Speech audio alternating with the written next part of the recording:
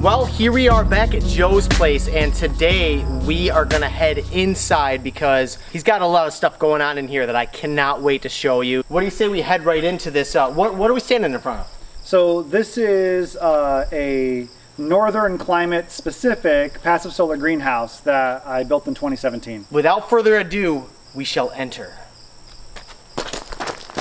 Okay, so just here's the front door. It's just a regular 6-foot inexpensive door. The whole room is 28 feet wide.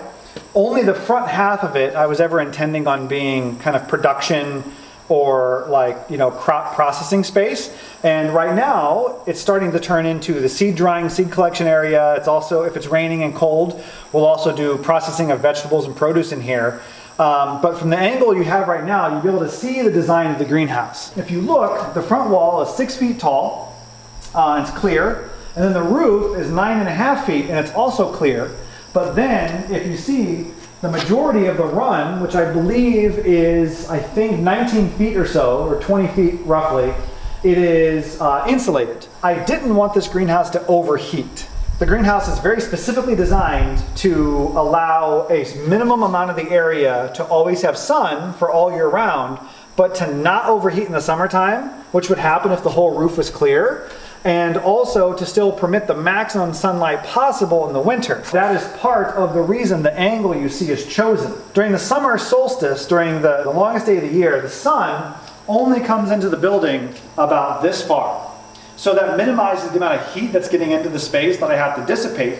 In the wintertime, however, though, due to the angle of the roof, the winter sun actually goes up 60% on the far wall. So the entire room is bathed in sun in the wintertime for maximum gain.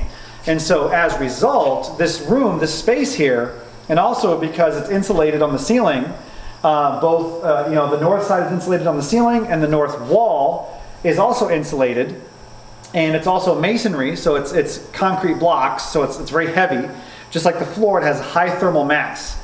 And so what happens then is that even in January, when it is negative 10 degrees outside, if it's sunny, it will be 85 degrees in here. And at 4 o'clock in the morning that day, it will be 55 degrees in here. This greenhouse requires no active ventilation, no active, there's no liquid in the floor, there's no, I didn't dig a big deep hole and put all these fancy air tubes in to convert water vapor into water and things like that to try to store heat. It's just sun and mass, just lots of thermal mass.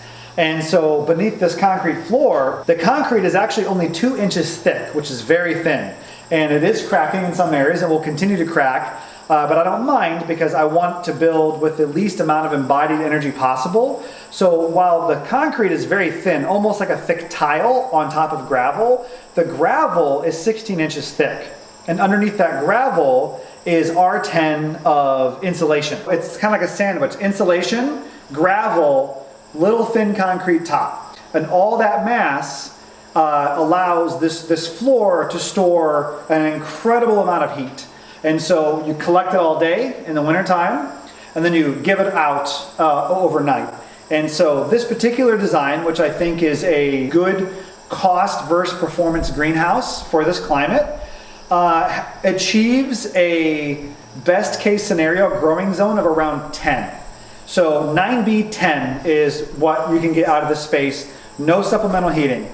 However, a very light amount of supplemental heating could be added if you wanted to make it a growing zone 10B or 11, if you wanted to have a 12-month business doing microgreens or something like that. And as you can see on the far end, almost half the greenhouse is being destroyed by this passion fruit vine, which just produced, I think, between 80 and 100 passion fruit. And so the vine is exhausted and it's getting ready to go through its regeneration phase. So it'll send out new growth and the leaves will turn green again and it'll begin growing. But you can come and you can see right here, there's still a handful. Can I pick it? Yep, there we go. There's still a handful of these delicious purple passion fruit up in here. And every day for a month and a half, I would wake up and I'd walk out here in the morning to pick some kale for my smoothie, and there would be 8 passion fruit on the floor right when I walk out. This will give you some idea of how well this greenhouse performs with no supplemental heating. This passion fruit vine does not die. And while it can get into the 30s, like the mid to high 30s in here on the coldest nights of no sun, the passion fruit is very happy. And so that's kind of the high level of this particular greenhouse. And instead, now it can still get hot though in the summertime. And so it averages about 90 to 95 in the day right now, because we're kind of entering into the shoulder season where it's still hot outside, but the sun is starting to begin dropping in the horizon, allowing the sun to penetrate deeper into the building. To keep it cool, in lieu of installing some kind of expensive ventilation system or some kind of, automated operable louvers or something, I just choose to take a few of the panels off the front wall, which takes only 5 minutes to take them on and take them off. And that large amount of opening produces a nice feeling of being outside while being inside the greenhouse, and it also keeps the greenhouse cool. And yes, it's warm in here, but it's really quite comfortable, even though it's still, the sun just went down, just an hour ago. This is starting to turn into where we dry all of our things we're trying to save for seeds. This is one of the panels for the wall, plus a $11 Harbor Freight heat gun. And the $11 heat gun from Harbor Freight is now turning into a batch dehydrator for dehydrating sun gold tomatoes. Beautiful. And so the greenhouse panel, allows this to take the sun's heat and condense it. And this little heat gun is just a little bit of extra heat. And this can hold twice as much as like a $400 dehydrator, and this didn't cost anything. And so I just took the panel off the wall and I put it here. And if you look right here, you can see some of the pinto beans. We're letting them dry. And they're really quite pretty, aren't they? We're letting some of these pinto beans dry, and we're going to save a bunch of these for seeds, and we're going to eat some. This is not a lot of pinto beans, but we only planted, I think, 15 to 20 feet of pinto beans. So this isn't bad. This is the kind of things you can do with a greenhouse like this. You can do, I effectively kind of treat this as almost as like 3-season living space. And something that is cool that I recommend anyone do is buy some flexi hose and get a wand and do some cable for rails. And so you can have your water system for watering all your plants within arm's reach.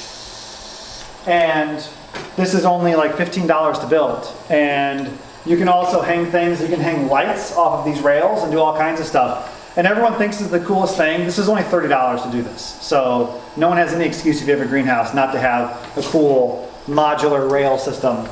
Other than that, that is the super crude high level. And yeah, passive solar greenhouse, northern climate.